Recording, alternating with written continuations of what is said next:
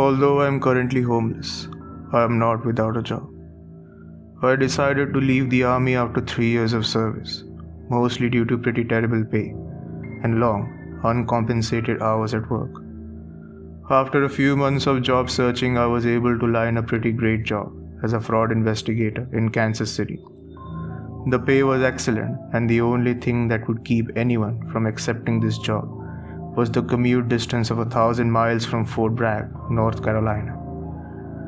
An additional obstacle would be that once I did get there, I wouldn't have the funds to rent an apartment. Essentially, I would be homeless for 2 weeks until I got my first paycheck. For many people, this would be a deal breaker, and I can see why. But being in the army for so long, I got used to eating shit sandwiches for breakfast and making almost any situation work for me.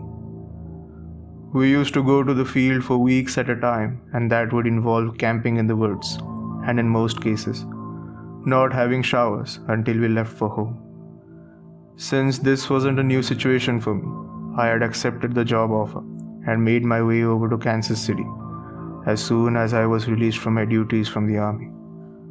I like to drive, so I was able to make that trip in just 2 days.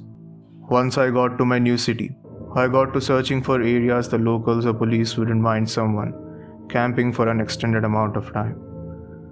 By nightfall, I was able to find a natural area, a patch of gravel next to the road, only a few feet away from the woods, where camping up to 2 weeks was free and no one would bother me until I had the funds to move into my new apartment. I had brought some supplies in preparation for this: extra clean clothes, canned food, sheets and wet towels I could use to shower in the mornings.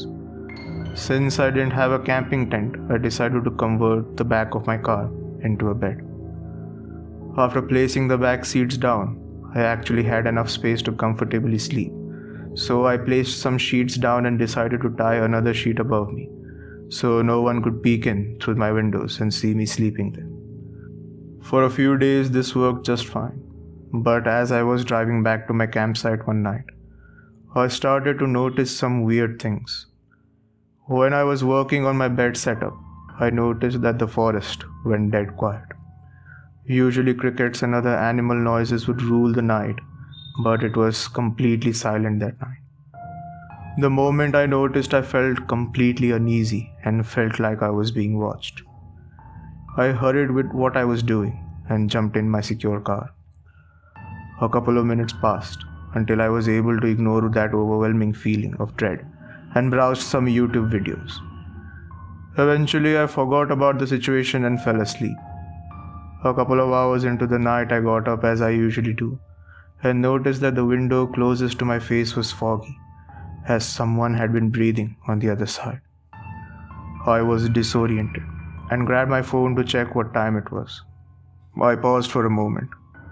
There was a sound coming from the other side of the makeshift bed, and the other window that was covered by the sheet that was only a few inches above me. The sound was light, gentle tapping on the glass.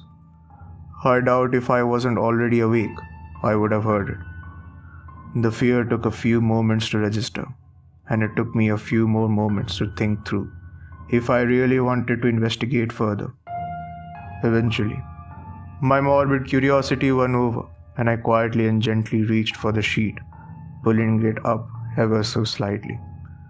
What I saw made me choke. On the other side of the window, there was some creature, big, hairy, and crouching over to my window. Before you ask, no, it wasn't Bigfoot. It had hair on what I could see of its body, but it was thinning and patchy. It was big, but not muscle-bound.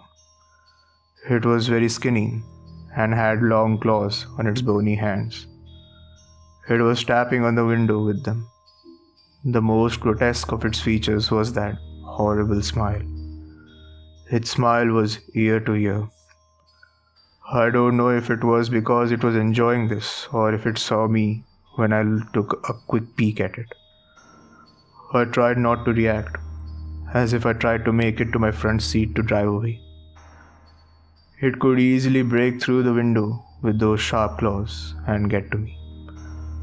So for the next couple of hours, I just laid in my makeshift bed, praying that the thing outside my window didn't break in and kill me.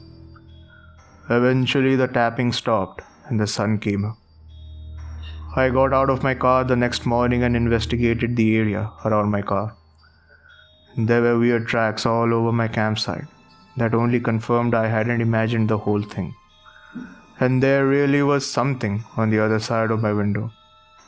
Why it didn't just break into my car and do whatever it wanted to do to me is only one of the questions nagging at me. The other would be how long had that thing actually been coming to my campsite at night, and had it been the first time it came so close to me, or had this just been the first time I had caught it? Either way, I found a new campsite tonight far away from where I had my encounter with that creature. I think I'll need to move again in the morning if I make it that long, because as I'm typing this, I can hear something tapping at my window.